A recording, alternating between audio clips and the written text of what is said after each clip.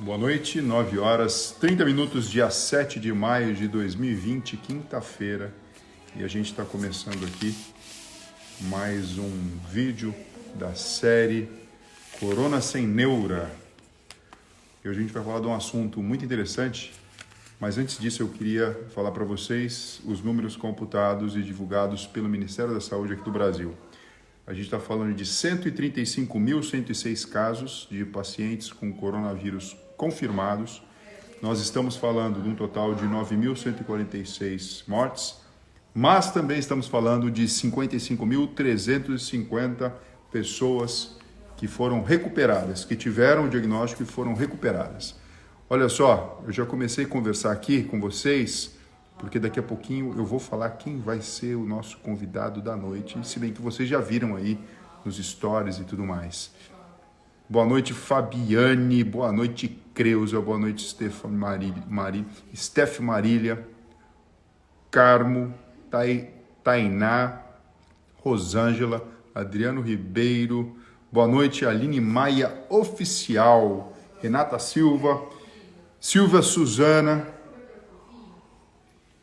Vamos lá, olha só. Caneca do dia com chá de erva cidreira, certo? Chá de erva cidreira, pra gente ficar calminho. Vamos lá, Neide, boa noite, Bela, boa noite, Cristina, boa noite, Rivera Paula, eu acho que é isso aí, Rivera Paula Lória, boa noite, Joelma, boa noite, Adri, boa noite, pessoal. Palma, boa noite, doutor André Gasparotto. André Gasparotto, recebi hoje o seu livro no meu consultório, parabéns. A gente vai falar sobre isso, que é muito importante, a cirurgia cardíaca de peito aberto. Boa noite, Leandro Pelarin, o convidado da noite. Nós vamos falar sobre um assunto muito interessante, que é a cirurgia plástica e reparadora em tempos de pandemia. É isso mesmo, porque beleza faz parte. E beleza é algo extremamente importante também. Olha, Renata Silva falando, até que enfim lembrou de mim. Gente, eu lembro de todo mundo aqui. Vai aparecendo o nomezinho aqui, ó. E muitas vezes não dá tempo da gente conversar. Olha só, eu vou perguntar para vocês o seguinte. A luz tá legal? Ou eu abaixo um pouquinho a luz? Porque agora eu tô chique. Eu tô aqui com uns equipamentos aqui. Olha lá. Melhor assim? Aí, ó. Acho que sim. Acho que um pouquinho mais aqui, né? Vamos lá. Aê, pessoal. Passamano perguntando, how are you? I'm very fine, thank you very much. And you? Yasmin também, watch your live, Dr. Fernando. Thank you very much. Bom, vamos lá, Leandrão já deve estar pedindo aqui para entrar. Vamos, Dr. Leandro Pelarin, aqui está. Vamos ver o nosso amigo da noite para falar de um tema interessante, importante. Estou esperando aqui ele entrar. Então, a caneca de hoje, ó, ela tem um monte de flores e tudo mais. Todo mundo sabe o quanto que eu gosto de natureza, viu, Leandro? A caneca de hoje, ó, eu escolhi em homenagem a você, que mexe e esculpe. Não vou falar só isso, porque a gente vai falar de cirurgia reparadora também, mas esculpe o corpo das pessoas com toda a técnica, delicadeza e seriedade que eu sei que você tem no seu trabalho. Estou tomando aqui um chá de erva cidreira para ficar calminho, e o nosso papo lá solto e bem bacana.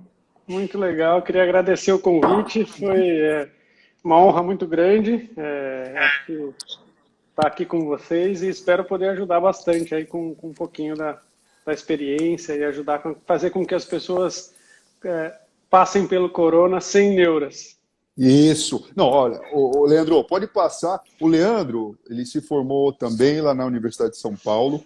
Você é um pouquinho mais novo que eu, né, Leandro? Mas sim, você sim. Era um cara que pensou e estudou bastante para até fazer neurocirurgia, né? Exatamente. E aí, de repente, conheceu a cirurgia plástica e se enveredou de uma forma muito séria e responsável, mas por outro caminho, né? Mas eu tenho uma coisa que eu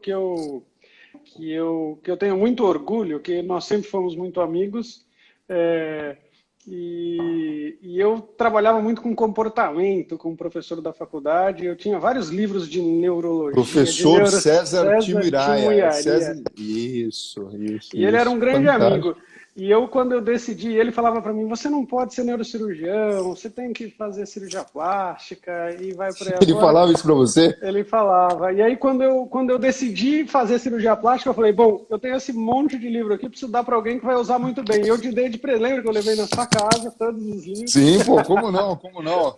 Tá tudo comigo. Rengachari, puta, tem um monte, tem um monte, tem um monte. Yassar lembra do E a Atlas Sarguil, e a Sarguil. Tá tudo Com muito cuidadinho aqui, orgulho, ó. serviu, foi um presente que eu falei: esse vai ser usado. Com certeza. Ô, Leandro, vamos falar desse tema bem importante aí, que é essa preocupação que as pessoas têm, porque muitas pessoas já estavam aí num planejamento, numa programação de se organizar para, sei lá, tem uma época do ano que o pessoal faz mais cirurgia plástica, né? Pelo menos aqui no Brasil. Vamos falar primeiro da estética e depois tem um assunto importante aí, um lembrete bacana para a gente fazer em tempos de pandemia em relação à reparadora. Mas tem uma época do ano, na verdade, que acaba sendo o escolhido para as pessoas que desejam fazer alguma cirurgia plástica, principalmente a estética, né? E a época do ano não é essa?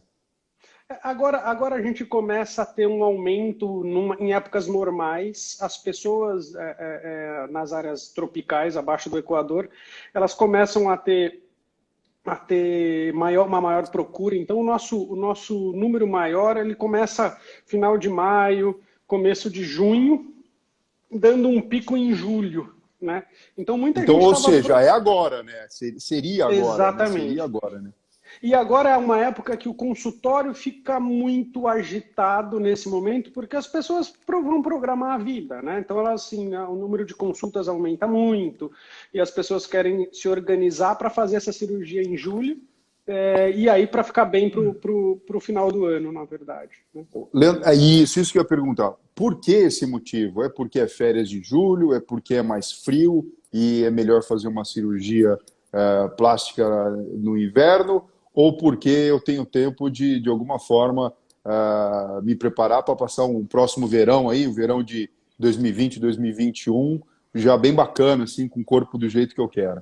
É um conjunto de coisas, Fernando. A gente tem um critério histórico. A cirurgia plástica, a estética, ela é relativamente recente para a medicina. Então a gente está falando a gente teve um boom disso no começo dos anos 80, né? E nessa época se tinha uma cultura de se fazer no frio, no inverno, por conta da recuperação ser um pouco melhor. Hoje em dia, a gente nota que isso não é o maior responsável por isso, tá? Isso não faz muita diferença. O que a gente percebe é exatamente o nosso calendário. As pessoas preferem pegar as férias de julho, a família pode cuidar das crianças que estão de férias, não precisa ter deslocamento para a escola e vai por aí afora. E elas ocupando esse espaço, no final do ano, onde é umas férias que no final do ano as pessoas, normalmente os filhos têm férias mais longas, eles querem fazer viagens mais longas. Muita gente gosta de viajar para a Europa ou para fazer algumas viagens importantes, ela quer estar bem naquele momento. E principalmente para o verão, que você quer passar Natal, Ano Novo. Hoje a gente tem muita gente que vai para a praia e quer passar bem. Então ela quer ter esse tempo de recuperação para estar junto da família e se sentindo melhor também.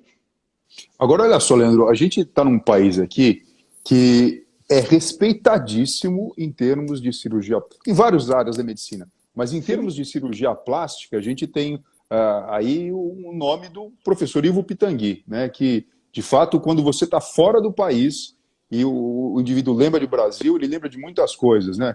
Então, lembra do Pelé, lembra do Ayrton Senna, né? Isso, lembra do futebol do Brasil, bom, lembra do monte do samba, do carnaval, mas assim, com muito respeito e muita admiração, o pessoal também lembra muito do professor Ivo Pitangui. Até mesmo hoje aqui no meu Stories, eu estava lendo o jornal, aí sempre tem uma coisa muito bacana, assim, eu vou lá e faço, eu coloco no Stories assim, olha pessoal, presta atenção nisso aqui, é legal. E nessa época do que a gente está passando, sempre alguma coisa chamando atenção para alguma coisa da pandemia, né? Mas eu falei, não, dessa vez eu vou contar uma outra coisa. E aí eu vou te falar de quem que eu falei e de quem que eu lembrei, e lembrando de você e do professor Ivo Pitangui. Estava vendo ali o Tom Cruise, isso já foi confirmado pela NASA, ele está dentro de um projeto para gravar um filme no espaço, fora da atmosfera terrestre. E se isso der certo mesmo, ele vai ser o primeiro ator de Hollywood que de fato vai ter cena, que vai para o cinema por conta disso. E eu sei que tempos atrás ele veio para cá e parece que talvez tenha sido submetido por algum procedimento estético com o professor Ivo Pitangui. Aí eu falei, puxa vida, e bem hoje eu vou falar de cirurgia plástica com o Leandro Pellarin, tudo a ver, né? O Pitangui, ele foi assim, eu brinco que todo cirurgião plástico brasileiro tinha que ter um quadro dele, porque ele é o responsável pelo todo o nosso respeito e por formar grandes escolas no Brasil. Eu acho que o brasileiro, a gente tem que ter orgulho de algumas pessoas aqui, algumas figuras, né? A gente tem Ayrton Senna, que foi uma pessoa ímpar no que ele fazia. Na medicina, a gente pode falar várias pessoas, e o Pitangui foi um deles, realmente. Ele foi um gênio extremamente criativo na época dele. Ele conseguiu desenvolver 1 milhão de técnicas de tudo que você olhar, é muito interessante. Me chamou a atenção na época da residência, no começo dos anos 2000, que tudo que eu ia procurar de alguma técnica tinha algum trabalho dele na década de 80. Era um negócio inacreditável. E uma coisa muito interessante, porque ele era do Rio de Janeiro, mas a gente não viveu isso aqui em São Paulo. Ele vinha gente do mundo inteiro conversar com ele, e eu tive uma primeira impressão quando eu fui fazer estágio nos Estados Unidos, e é muito interessante que lá ele é completamente endeusado. Endeusado, né? Endeusado. Por mérito. Endeusado. Ele é um deus. Mas a galera vinha, né, para operar com ele, não? Vinha muito. Ele tinha uma clínica enorme na rua, em Botafogo, e vinha gente do mundo inteiro. Ele foi um dos chefes do centro de queimados do hospital, de um hospital no Rio de Janeiro, e ele foi muito famoso nisso, tinha uma equipe muito grande. Realmente o tratamento, e ele era uma pessoa muito, muito humana com os pacientes. Os pacientes adoravam ele, né? E muito criativo. Então, e não tinha preguiça de transmitir o conhecimento. Então, acho que essa confluência de fatores fez com que ele se tornou tão importante na história da cirurgia plástica. Mas olha isso é só, muito Leandro, interessante. olha só, até a Isabel Miranda aqui, 18488, esse aqui é o nome dela aqui no Instagram, ela falou o seguinte, ó, na Suíça é igual, falam muito dele. Isso é ao redor do mundo, né? Ao redor do mundo. Realmente ele fez história e deixou aí um legado muito grande para a cirurgia plástica aqui do Brasil. Agora me fala uma coisa, Leandro, a gente já entendeu aí essa questão de que o momento seria esse, né? E, enfim, a gente não sabe direito quanto tempo toda essa situação que está demandando uma atenção especial de toda a sociedade, né? Estou falando da pandemia, vai durar, mas o verão vai chegar e a gente acredita que até lá tudo isso já tenha passado e provavelmente a gente tenha um verão aí normal e tudo mais. E como é que fica nesse momento agora a cirurgia plástica, né? Quais são as orientações, quais são as preocupações, qual a sua orientação como profissional? Eu esbarro um pouquinho na parte da cirurgia plástica quando eu opero os bebês que têm crânioestenose. Sim. Só que existe a questão do time, porque o bebê com crânioestenose é interessante que ele seja operado logo com 6 meses, ou assim que ele atinja 6 quilos, então no primeiro ano. Tem uma questão estética, sim, mas tem uma questão funcional, por compressão do tecido cerebral e tudo mais, né? Então, assim, a gente faz a cirurgia.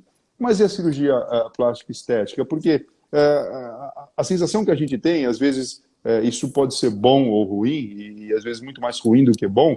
Você liga a televisão e, pelo que falam, parece que está saindo doente pela janela dos hospitais com coronavírus. E a gente sabe que não é verdade isso, né? Existe sim uma preocupação, existe uma questão de leitos e tudo mais, mas a realidade não é essa, né? Pelo menos não em todos os hospitais, não em todas as cidades, e a gente está falando aqui da maior cidade de São Paulo, e nos hospitais, não os hospitais públicos, os hospitais de campanha, mas os outros hospitais maiores de grande porte com infraestrutura, nós sabemos que a realidade não é essa. Então, frente a tudo isso, assim, qual que é a orientação que você daria para as pessoas em relação a esse momento? Olha, eu estou com uma cirurgia plástica programada, está tudo bem, ninguém tem coronavírus aqui, meu médico fala que é seguro, o que eu devo fazer? Acho essa colocação fantástica, porque a gente está. Eu estou vivendo muito isso no consultório, porque eu estava com uma programação extensa nesses últimos meses aí, e tudo foi mudado, as pessoas tiveram que mudar totalmente a sua rotina. O que eu vejo, acho que eu vejo que quem está participando da live, a gente tem gente do mundo inteiro e tem gente de todas as partes aqui do Brasil, a gente está no maior centro de São Paulo, e a gente tem acesso aos melhores hospitais daqui, que a realidade é diferente do que a gente vê na mídia. E o que eu noto hoje é que nesses hospitais eu não tenho nenhum conflito de interesse, mas eu faço minha prática mais no Einstein, tenho amigos muito no Sírio também. Os números foram muito baixos, eles se prepararam para um número extremamente alto de doentes para que eles chegassem se preparando, achando que ia ter um número alto, e esse número foi 25%, 30% no pico desse número, e que foi dia 10 do mês passado, o pico na UTI, que foi de 63 pacientes. Eles tinham se preparado para 300, 350 pacientes graves, e esse pico, essa curva já está caindo. Então, hoje, o que a gente tem que pensar também?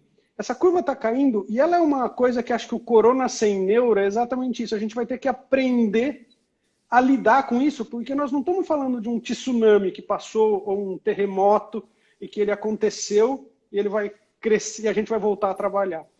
Então, o que está acontecendo? Eu participei bastante dessa montagem de fluxos para se voltar, e para se voltar à rotina normal quando a gente estiver mais liberado. Então, o que os hospitais estão fazendo hoje? Está se repetindo. Fluxos completamente separados. Nestes hospitais, a gente consegue fazer isso. Então, você tem o fluxo dos pacientes com suspeitas de doença respiratória e os fluxos dos pacientes que não têm suspeita ou que estão lá para fazer exame, para fazer uma cirurgia, que seja ela qualquer que ele tinha programado ou que ele precisa fazer. Esses pacientes estão entrando por lugares diferentes, centros cirúrgicos separados, e no hospital que eu trabalho, eles estão colhendo o exame para 2 dias antes, para saber se esses pacientes estão assintomáticos, mas têm o vírus e podem se passar. Isso está fazendo com que a rotina comece a voltar. 2 preocupações que motivaram isso. As pessoas não deixaram de ficar doentes, Fernando, concorda comigo? As pessoas continuam tendo problema de coração. A gente se preocupa muito com isso, com esse segundo pico aí, porque está todo mundo correndo para uma coisa só e esquecendo uma outra. E o nosso país é grande e continental, e até a Iraci Monteiro fez uma colocação aqui. Não será porque os casos atingidos a classe média e baixa, a sensação que eu tenho é que assim, a gente tem 2 sistemas de saúde que se complementam, a gente tem a saúde suplementar, que é uma, e a gente tem o SUS, que faz atendimento a todo o povo, que é outra. A realidade nossa é essa. E a sensação que eu tenho, até olhando os números e tábuas, houve um momento em que passamos essa experiência nesses hospitais da saúde suplementar, e a sensação que eu tenho é que agora a rede pública, para aquelas pessoas que não têm condição, quer seja social, econômica, financeira, e não participam disso, estão vivenciando, e talvez num tamanho e numa escala muito maior, não tirando aí a possibilidade até desses hospitais privados e tudo, de alguma forma colaborar com isso, né? Mas a realidade ela é mais complexa do que o que é falado na televisão, porque a televisão simplesmente fala uma coisa de massa e do tipo, ó, engole aí porque é isso, e você fala, não, pera, a situação ela é diferente como é diferente o nosso país. Eu concordo, acho que a pergunta que ela falou, eu acho que é exatamente, eu acho que a gente está vivendo 2 realidades diferentes. E realidades que trouxeram informações que são verídicas. Então a gente tem 2 polos, a gente tem um polo privado e um polo que depende da saúde pública, que a gente tem hospitais excelentes na nossa saúde pública, só que é um número de pessoas muito grande, e eles se exacerbou e se mostrou que quarentena bem feita achatou a curva, só que diminuiu o número, a nossa qualidade de atendimento foi excelente. Só que agora a gente tem uma outra realidade. A gente tem um número de pessoas que não tem possibilidades de se ficar tão quietos, tão restritos em casa, se sujeitam a pegar essa doença um pouco maior.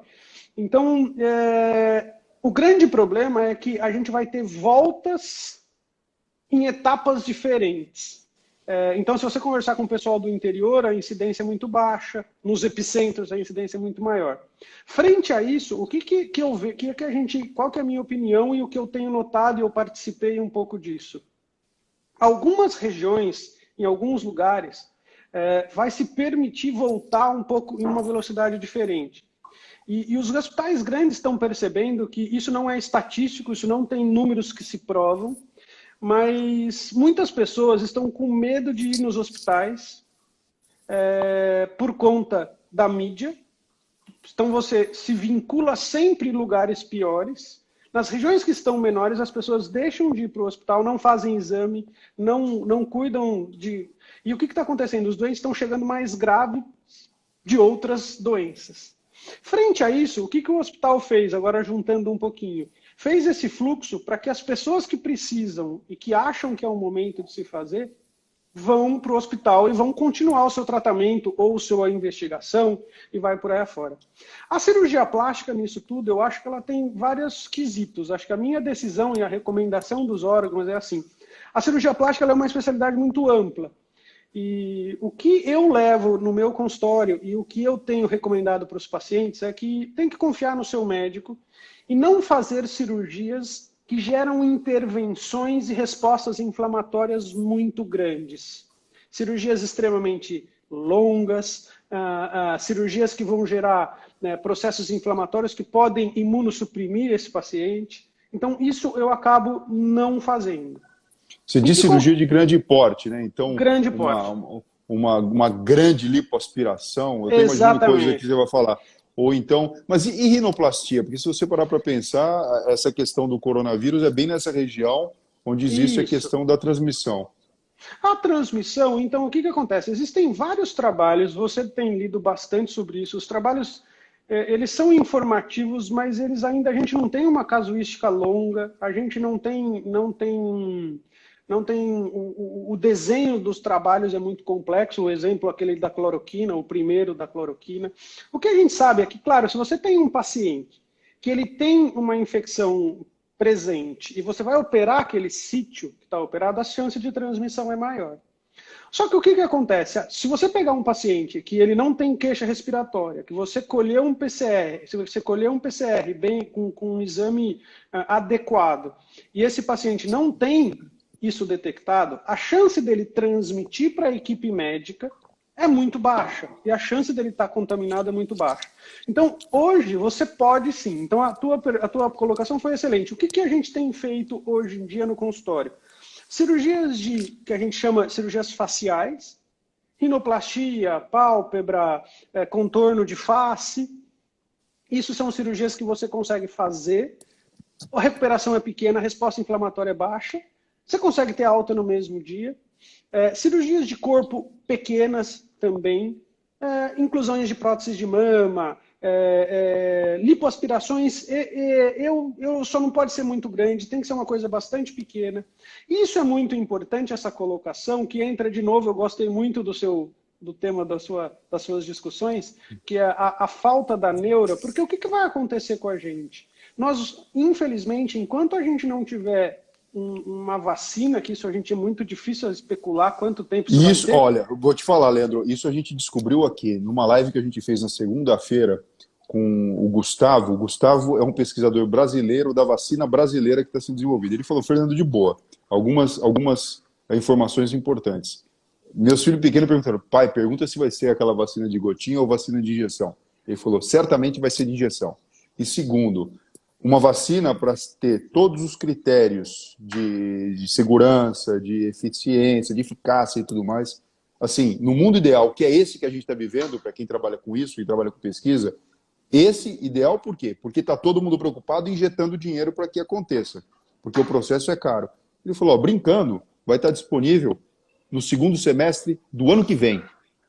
Então, assim, e eu vou te falar, eu li um negócio do jornal, não vou lembrar aqui a autora, né, discutindo, eu posso imaginar que o pós-pandemia vai ser muito semelhante com o pós-11 de setembro ali das Torres Gêmeas.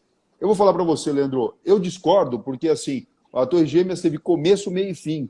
Essa A pandemia, gente não sabe. ela veio para provocar, ela parece que meio veio para ficar. É uma doença crônica, uma doença arrastada, né? Em termos de doença, eu digo, em termos de manifestação em toda a população. Então, se a gente não tirar a neura da jogada, a gente vai ficar travado dentro de casa, achando, assim, num mundo infantil, que vai existir um dia que vão tocar um apito na rua, ou a televisão vai falar, pode sair, tá liberado. Cara, não vai existir isso nunca.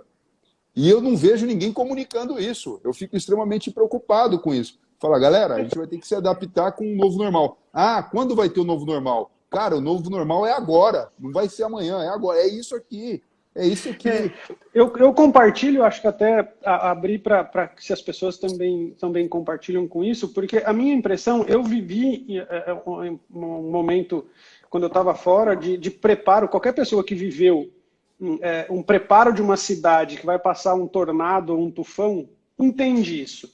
Então, assim, todas as lojas fecham, você fica em casa, pega mantimento, as lojas põem proteção em tudo, protege a sua janela e vai poder passar entre 3 e 7 dias e todo mundo em casa e ninguém sai na rua. É um estresse muito grande, porque é uma coisa catastrófica, pode ter uma potencial catastrófica, mas na hora que ele passou, você abre a janela, e nós não vamos ter isso com a situação que a gente está vivendo. Então a gente vai ter, porque também existem danos colaterais disso tudo, que a gente não consegue medir. Eu acabei de dizer, assim, e um paciente que fica em casa, que ele tem uma dor abdominal, que pode ser uma apendicite, e ele demora para ir porque ele está com medo, e a hora que ele chega lá, não que ele vai morrer, não é isso que eu quero dizer, mas assim, ele podia transformar o tratamento daquela doença muito mais fácil.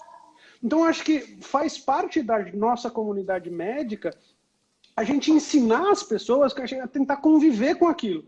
A se proteger usando a máscara, a lavar a mão em casa, a não ficar se aglomerando, mas tentar voltar, porque isso também vai gerar proteções para a sociedade, de voltar com a vida normal e vai por aí fora. Então, acho que esse é um ponto bastante importante, Fernando. Olha, você viu aqui, a própria Mara, ela se manifestou aqui.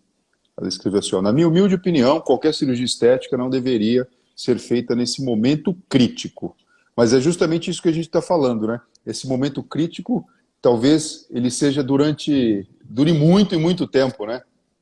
Então, ou a gente aprende a lidar com isso e realizar as coisas com segurança, e aí eu acho que tem toda a questão de critério, né, que você está falando, Sim. né? Pô, se você já sabe, você consegue prever se uma cirurgia vai ser muito grande, vai provocar um processo inflamatório muito grande no corpo e vai demandar uma atenção do hospital, até de recurso talvez de terapia intensiva, numa situação mais crítica, e aí, obviamente, esse tipo de paciente, esse tipo de procedimento, a gente, na verdade, vai esperar talvez um momento mais oportuno para ser feito, que talvez não seja também, não vá ter essa situação. Mas os outros, com todo o critério de segurança, e lógico, né? Isso aqui tudo muito bem conversado com o profissional, com o lugar onde vai acontecer o procedimento, né? Enfim, tem que estar tudo redondinho. Pode e deve acontecer, né? Porque senão a gente vai ficar simplesmente parado, né? A cirurgia plástica ela é um pequeno braço de tudo que a gente está falando de saúde. Concordo plenamente que coisas grandes, isso. Mas aí você vai. É questão de você procurar um profissional que você confie e qual o anseio desse paciente e programar uma cirurgia que não vai arriscar, levando em consideração todos esses processos. E o paciente vai decidir se ele vai fazer agora ou se ele vai fazer daqui a um tempo. O que a minha grande questão que eu vejo que, às vezes, isso não é uma coisa muito individual. As pessoas que se dispõem a fazer isso nesse momento, elas exatamente é muito repetitivo. O raciocínio que é exatamente esse que você acabou de dizer. Doutor, eu não sei, porque eu acho que eu vou ter que conviver com isso por 6 meses, 1 ano, com esse vírus circulando. E eu vou ter que me proteger do jeito que eu já estou me protegendo. Se o hospital que eu escolher, se o profissional que eu escolher, ele não está me arriscando e as condições que eu vou estar fazendo agora são as mesmas que daqui a 6 meses, isso não está errado. Outro raciocínio é você fazer cirurgias que podem ser adiadas num hospital que ele está sendo usado para tratar, que ele está superlotado para tratar. Então você está tirando uma vaga de uma pessoa que poderia ser tratada pela doença, por uma coisa que não é urgente. Aí sim o raciocínio se encaixa. Tá? Mas isso a gente está falando de sistemas de saúde público, ou SUS e vai por aí afora, que a gente já discutiu isso um pouquinho antes, que isso eu concordo plenamente. Eu acho que nesse lugar a gente tem que priorizar o tratamento da doença do Covid. E tem uma coisa... Sim, fala. Não, tem uma coisa bastante interessante que eu acho que a gente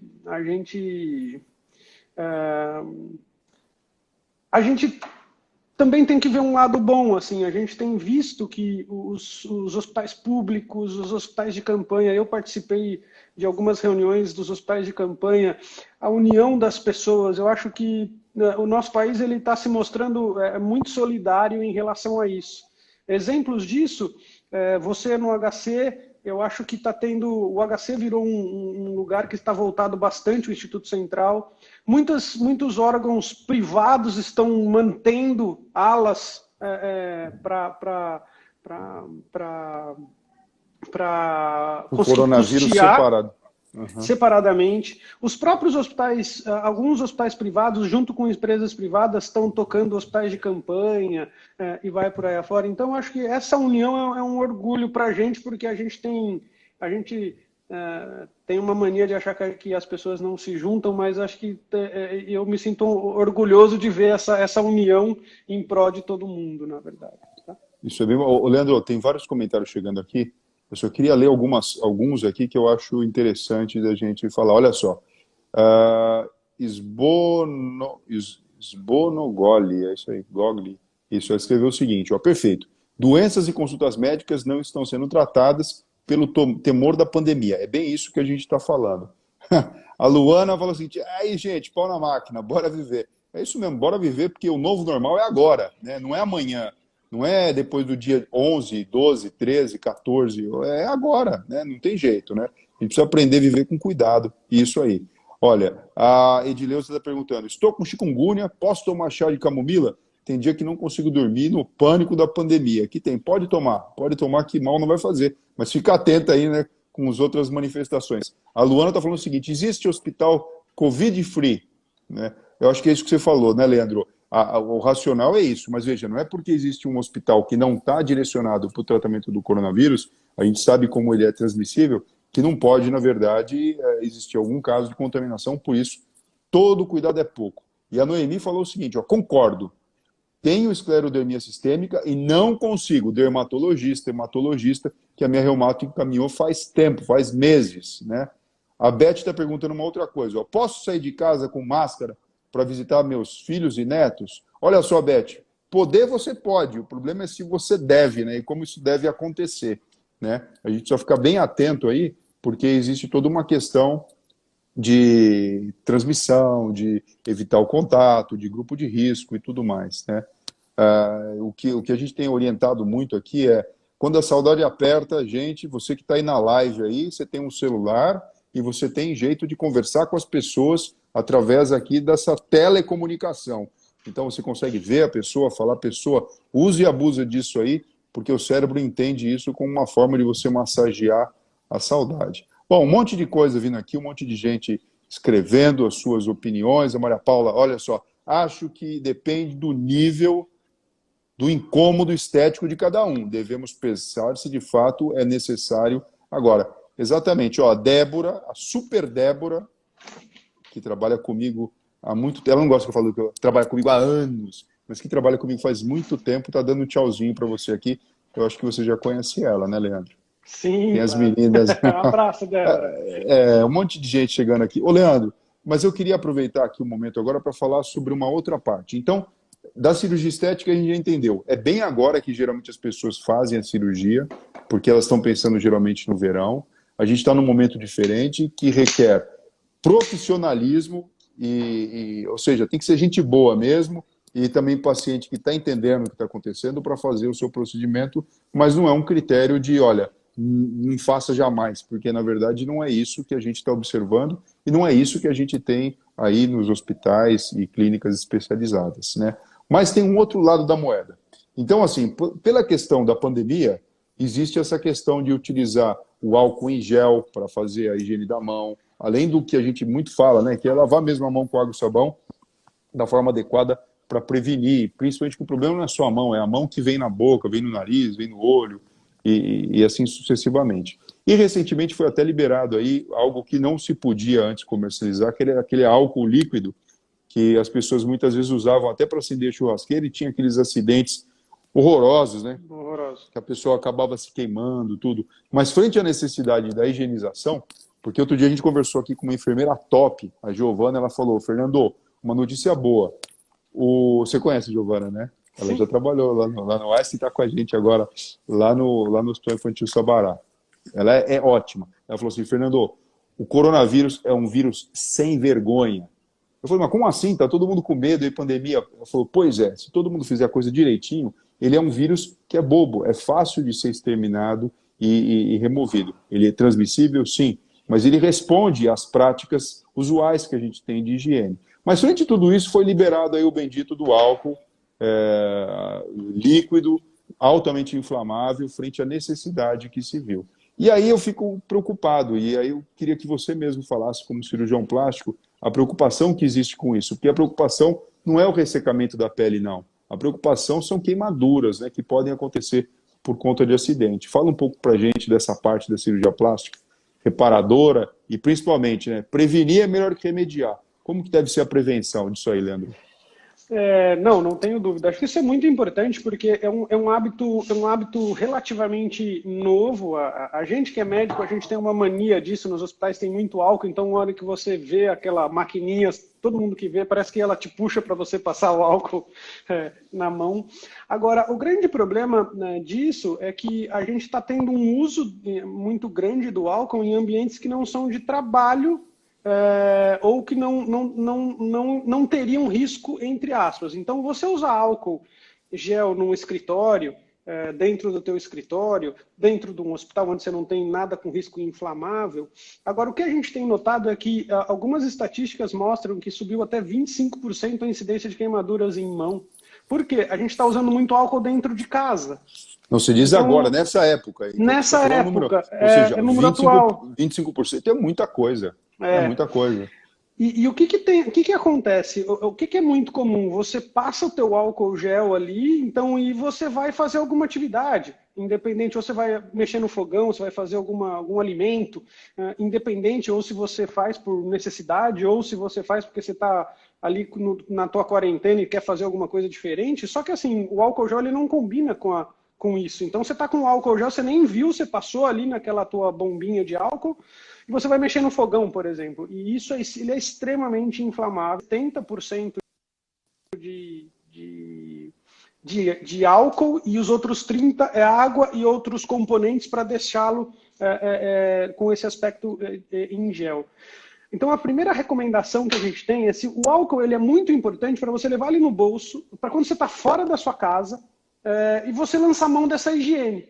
Agora, dentro de casa, sempre que você puder lavar a sua mão com água e sabão, o vírus ele morre também com o sabão, então ele é tão efetivo quanto, e você elimina muito risco quanto a isso.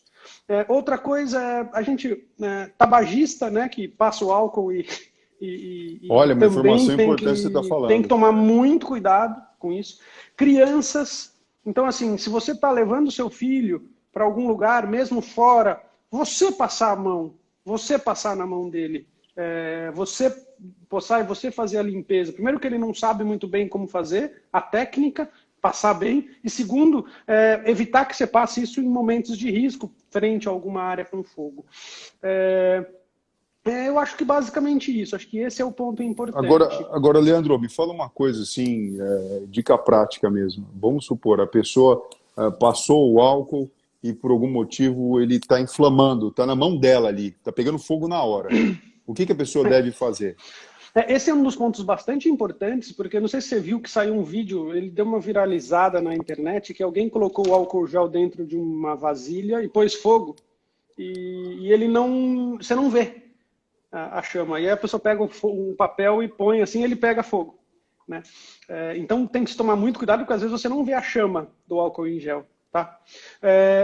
Coisas muito simples. A gente pegou fogo, sentiu que aquilo queimou, lavar com água corrente em grande quantidade, deixar a ferida muito limpa. E claro que aí a gente vai entrar numa queimadura como um todo. A gente tem 3 graus de queimadura. Primeiro grau, que é aquele vermelho que quando você encosta em alguma região, que ele só fica muito dolorido, mas não chegou a formar uma bolha. Isso é tratamento com hidratantes e analgésicos normais. O segundo grau, que quando você tem a bolha, aí daí para frente é interessante procurar um médico, tá? Quando Mas tem o primeiro, bolha, isso, a partir da bolha é o segundo grau. O terceiro grau, ele é quando fica uma região que você não sente nada. Esse que é o grande problema do terceiro. Anestesiado. Isso, Quer dizer, a pessoa não tem um desconforto da queimadura, mas aí é perigoso porque a terminação nervosa lesou. Exatamente. Aí a gente entrou na sua área, porque assim, o que acontece? Quando tá aquela parte vermelha bastante dolorido, é uma queimadura de primeiro grau, hidratação e limpeza e analgésico resolveu. A bolha, ela é uma queimadura um pouquinho mais profunda, a parte mais superficial se destacou. Cuidado simples também. Por isso mas é legal você procurar o médico. Hoje você tem alguns detalhezinhos que você pode cicatrizar isso mais rápido. Normalmente não traz grandes consequências uma queimadura de segundo grau superficial. A queimadura de terceiro grau ela já precisa de cuidado. As queimaduras em mão, elas não colocam a vida das pessoas em risco igual a outras queimaduras, porque a área é muito pequena. Só que, ao mesmo tempo, elas podem você pode ter sequelas muito importantes por conta da alta mobilidade que a gente tem. Então, uma pequena retração pode te gerar. Então, ela é muito importante prevenir. Muito importante, tá? Agora, Leandro, falando sobre esse assunto aí, as pessoas precisam ficar muito atentas em relação a isso, porque às vezes vão querer combater aí ou fazer uma higiene muito radical, às vezes desnecessária, né? E estão se expondo a um risco complicado que é perfeitamente evitável. Então, a maior indicação do álcool em gel é quando você vai para algum lugar que você acredita que não vai poder ter acesso ao processo de higienização da mão, mas em casa, principalmente, água e sabão. Lembrando disso, né? Quando você já tem bolha, a queimadura foi de segundo grau, e quando você tem áreas que você não sente, aí sim é perigoso, e aí você precisa procurar uma unidade de emergência, alguma coisa assim, porque certamente alguma coisa diferente vai precisar ser feita. É isso, né? Tem uma coisa bastante interessante, Fernando, que acho que poucas pessoas falam, que na verdade, na época da quarentena, que nós estamos todos em casa, todos se protegendo, e toda a família, e criança pequena, e muitas crianças pequenas, e a família toda com seus afazeres ali, e as crianças pequenas em ambientes fechados, com estresse, elas começam a ter necessidade de exploração. E isso é um risco muito grande para a população, porque a gente tem os maiores índices de queimadura em criança por escaldo, que é quando a criança ela sobe ou o fogão ou a mesa do café da manhã e puxa algum líquido quente naquela região. Proteger fios, porque as crianças adoram ficar mexendo, então queimaduras elétricas são muito frequentes nessa região. E queimaduras químicas, tentar afastar os produtos de limpeza de áreas que os meninos podem explorar também. Acho que isso é muito importante, porque está todo mundo confinado, está todo mundo tentando trabalhar, está uma cuidando de uma coisa, outro fazendo outra coisa, e as crianças elas vão fugir e você não vê tudo. Então, o melhor remédio para isso é prevenir. Cuidado com as coisas líquidos quentes, cuidado com fio, cuidado com produto químico, e isso é o melhor tratamento. Tá? Leandro, eu vou pedir licença para você só um pouquinho aqui, eu vou ler uma mensagem, porque eu sei que tem uma mãe aqui que tá um pouco angustiada, né? E como o Dia das Mães é domingo, eu faço questão de responder isso aqui em respeito a você e a todas as mães. A Luana Romão está falando o seguinte: doutor, meu filho está com suspeita de escafocefalia, marquei consulta com o senhor para a próxima semana, Meu filho já tem 10 meses, ainda dá tempo de fazer cirurgia nele? Me ajude, diga alguma coisa, eu preciso com urgência passar com o senhor, tá. Olha só, e outra coisa, por que ele já é tarde, não venho percebendo o formato da cabecinha dele 3 meses, mas agora... Bom, é o seguinte, Luana, fica tranquila, eu vou pedir para a Débora entrar em contato com você, se já está marcado a semana que vem, perfeito, a gente vai ver. Passe o Dia das Mães com tranquilidade, que tudo vai dar certo. Eu falei aqui cirurgia com 6 meses, 6 quilos, até mais ou menos um ano, 10 meses está dentro e a gente vai te ajudar, tá? Fecha aspas, Leandro, eu não queria que essa mãe ficasse e que a Luana ficasse angustiada aí nesse período que é tão importante, que é o Dia das Mães, que vai ser um desafio aí de longe, tá bom? Já valeu a pena a live para ela ficar Já tranquila. valeu, já valeu. Ô, Leandro, aproveitando aí que a gente está falando de cirurgia plástica, de estética, de cuidado com queimadura, coronavírus sem neuro e tudo mais, eu queria aproveitar esses últimos minutos que a gente tem aí, da live, esses 15 minutos, para falar alguns conceitos com você sobre beleza, tá? Você sabe que, assim, eu particularmente sou muito visual, então, assim, eu gosto muito de ver a beleza nas pessoas, beleza na natureza, beleza nas obras de arte, isso é algo meu. Cada pessoa tem a sua forma de lidar com essa questão, né? Tem gente que é mais musical, né? Eu particularmente sou mais visual. Então, vira e mexe, eu estou vendo coisas assim, você não vai acreditar. Ontem eu estava fazendo cirurgia na Atlética, deu o intervalo do almoço, eu estava fazendo cirurgia lá no IPQ, deu o intervalo do almoço, fui na Atlética almoçar, porque lá montaram um esquema do restaurante padrão para que cada pessoa fica numa mesa, tal, mas enfim, a gente precisa comer, né, médico? Precisa comer. E passando ali perto do campo, que na verdade está totalmente reformado, bonito, do lado eu vi umas orquídeas que, rapaz, assim, a coisa mais bonita, eu até tirei foto, postei aqui, porque eu falei, cara, isso é muito bonito. Quando a gente olha para as coisas e a gente percebe simetria, isso aciona no cérebro um circuito diferente que dá para a gente um estímulo. Tem alguns trabalhos que mostram isso, e dá para a gente uma sensação de pertencimento, de felicidade, e assim vai, né? Dizem que, por exemplo, o reino divino é tudo belo, tudo perfeito, tudo harmônico, né? E quando a gente olha também a saúde ela reflete essa harmonia. Por que, quando a gente fala em beleza do corpo humano, então quando você vai ver o rosto de uma mulher ou de um homem, o corpo, o quadril, os seios, por que esse lance da simetria ele é tão procurado? E ao mesmo tempo, quando a gente faz aquelas, não brincadeiras, né, mas se coloca um espelho no meio e reflete a mesma pessoa e dá para ela 100% da simetria, por que daí, às vezes, ela não fica tão bonita assim? Eu acho que, na verdade, a assimetria, acho que a resposta para isso é que a assimetria excessiva, ela destoa, se você parar para pensar. Então, aquele trabalho clássico que você pega crianças muito pequenas e você mostra objetos e figuras simétricos e assimétricos, e as crianças, mesmo sem saber se expressar, elas têm uma preferência por o que é simétrico e proporcional,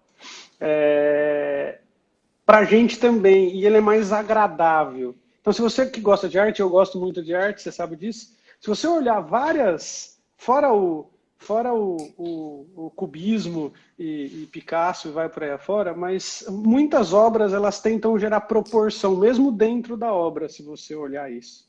Independente da fase que a gente está falando. Isso se torna mais agradável. Existem estudos que mostram que figuras em curvas, vírgula, vamos ressaltar o Niemeyer, que ele usou muito isso, elas são muito mais agradáveis e demonstram mais calma, mais paz e mais friendly do que figuras com bico. Você fala isso, eu imagino, né? Imagina se Brasília não fosse feito daquela forma, né? Talvez, na verdade, ia ser um inferno, né? Só não é porque a própria arquitetura e desenho com toda essa característica faz essa sensação. Então, Olha só, um comentário aqui, que ia ser a próxima coisa que eu ia te perguntar. A Sbogonoli também está falando a mesma coisa que eu tinha pensado como pergunta para você. Mona Lisa é um melhor exemplo. Leonardo da Vinci não conseguiu deixá-la bela. Agora, falando em Leonardo da Vinci, em Homem Vitruviano, que para quem não sabe é aquele homem assim, né, com os braços abertos, das proporções, e falando em proporção do rosto, qual que é a proporção que existe? E parece que tem uma relação com o número, com o pi, né? Exato. O pi ele O que tem que é isso?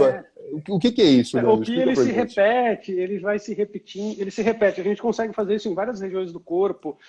Tem uma teoria que você também repete o pi se você pegar os ângulos do caracol e vai por aí afora. Na verdade, o que que acontece? Quando a gente vai estudar face, a gente divide em 3 terços. O terço superior, o terço médio e o terço inferior.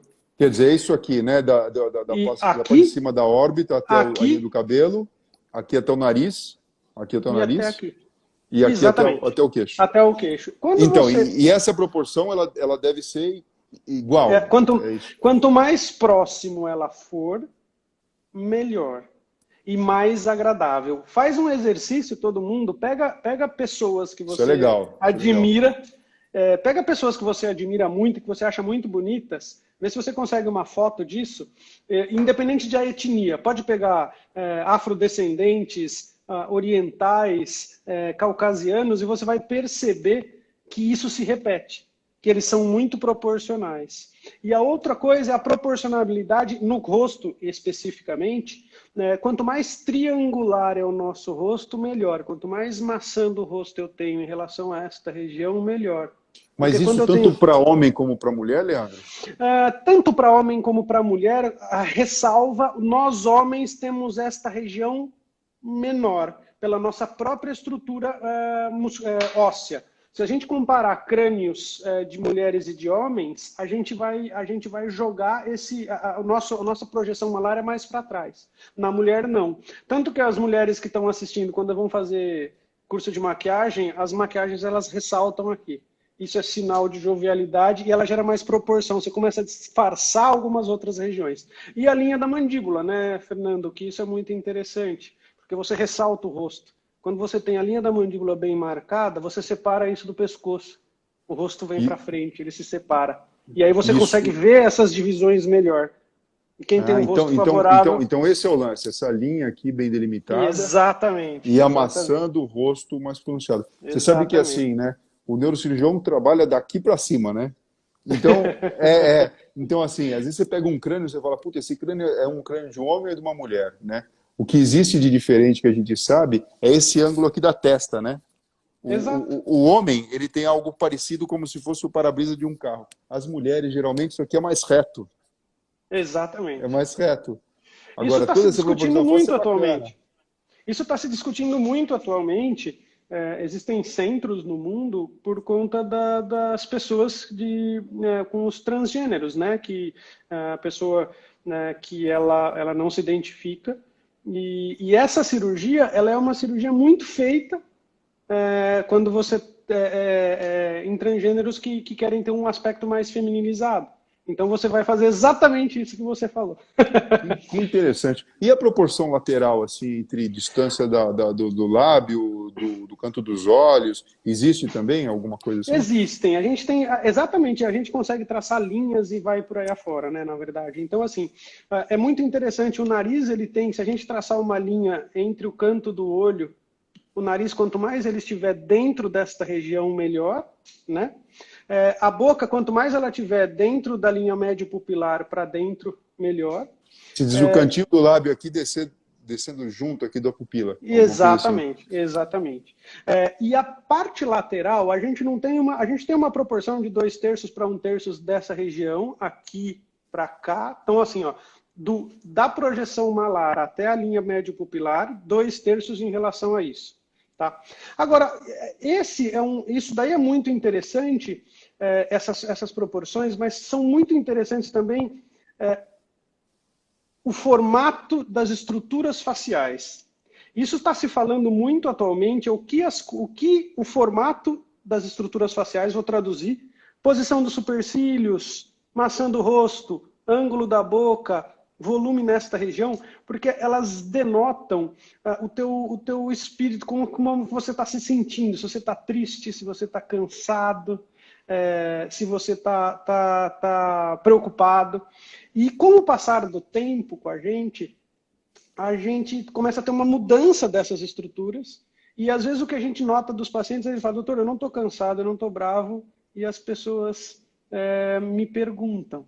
Então é muito interessante, porque às vezes você faz isso aqui e você tira totalmente esse estigma. Então, esse ar, essa comunicação isso. que Então, vai... por que que eu tô levando para esse lado? Às vezes não é só a proporção que você olha. Existem, a cada 10... Isso parou, isso parou há uns 8 anos atrás, mas na década de 80 e 90, a Time, se eu não me engano, ela, a cada 5 a 10 anos, ela lançava a capa. Eram pessoas muito bonitas, da astros famosos americanos, e eles faziam aquela brincadeira que eles pegavam e faziam duas metades, né? Ele pega um programinha, você corta aqui e você faz as duas metades. E eles eram completamente diferentes, e eles também pegavam um programa e falavam assim, como que seria, você citou o exemplo do Tom Cruise, como seria o Tom Cruise se eu usasse milimetricamente as proporções faciais? Ele seria mais feio. Isso é muito interessante também.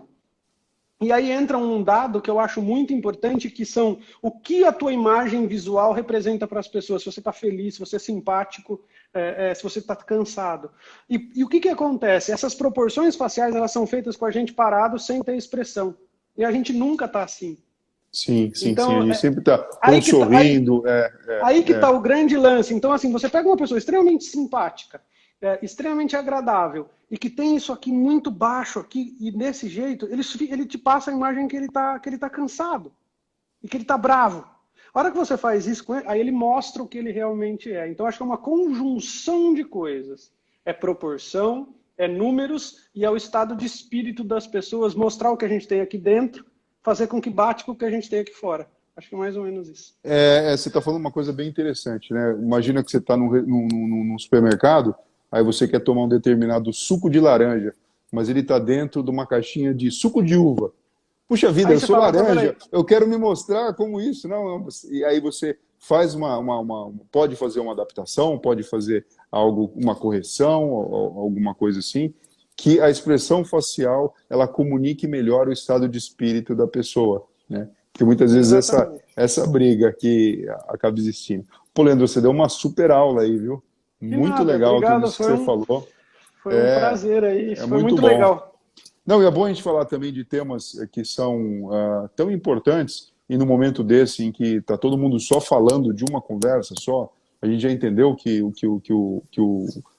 coronavírus é um desafio mesmo, e a gente precisa, de alguma forma, estar sempre prestando atenção, de uma forma ativa, com todo o respeito, com toda a atenção, mas a vida não pode parar, né? E tem alguns aspectos que precisam ser contemplados sempre, né? Leandro, olha só, entrou mais aqui alguns comentários, acho que a gente tem mais 2 minutinhos para a gente falar. O Diogo Portugal falando aqui, grande doutor Fernando, preciso esticar os pés de Chester. É isso aí. Olha só, lembra meu ex, falando que você... Ai, meu Deus, aqui sou eu, vamos para lá. Vamos para outro aqui. O oriental é mais sem expressão facial, é o que a Patrícia escreveu aqui. Você acha que eles têm uma expressão facial um pouco...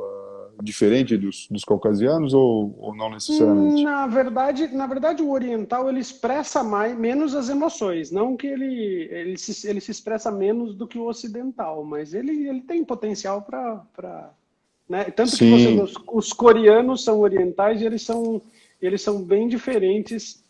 Eles expressam os sentimentos muito mais espontaneamente do que os chineses e japoneses. Olha só, o Pauê dizendo que adorou aqui a live, que está sempre com a gente, dando parabéns.